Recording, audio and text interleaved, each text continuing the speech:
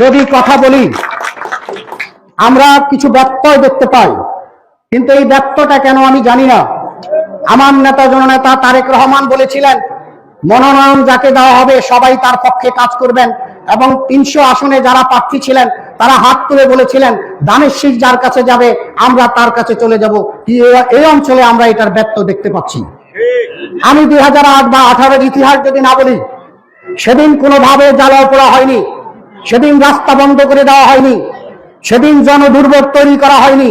কিন্তু এইটা কেন?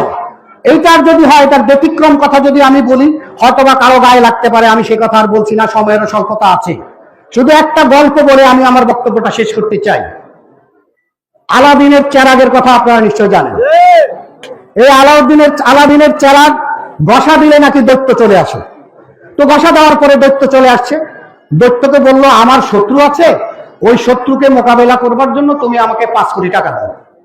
বললো যে ঠিক আছে, আপনাকে ৫ কোটি টাকা দিতে পারি, তবে আপনার শত্রু ১০ কোটি টাকা পাবে। বলে হাই কয় কি? তাহলে তুমি আমাকে ২টা বাড়ি দাও, তারপর শত্রু ৪টা বাড়ি পাবে। তো আমাকে ৫ বিঘা জমি দাও, তাহলে আপনার শত্রু কিন্তু ১০ বিঘা জমি পাবে।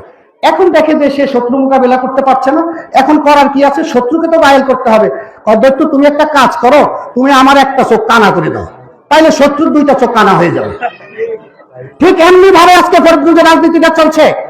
আপনি নিজের নাক কেটে আরেকজনের যাত্রা ভঙ্গ করতে চান কেন?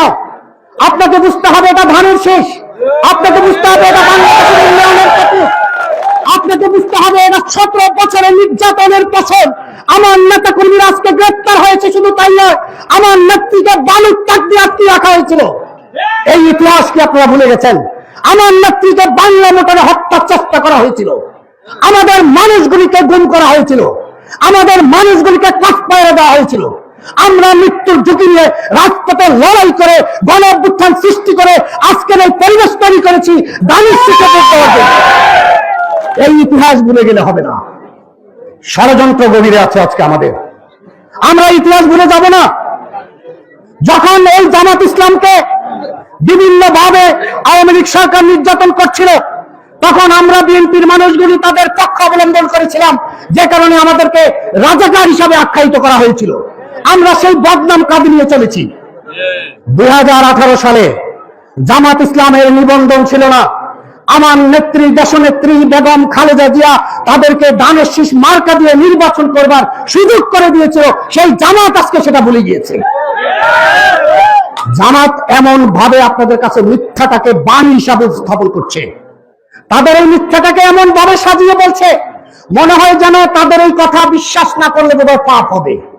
আজকে তারা বুঝাবার চেষ্টা করছে, দাঁড়িপাল্লায় ভোট না দিলে নাকি দোজখে যাবে, আর দাঁড়িপাল্লায় ভোট দিলে নাকি বেহেশতে যাবে। বলেন নাউজুবিল্লাহ।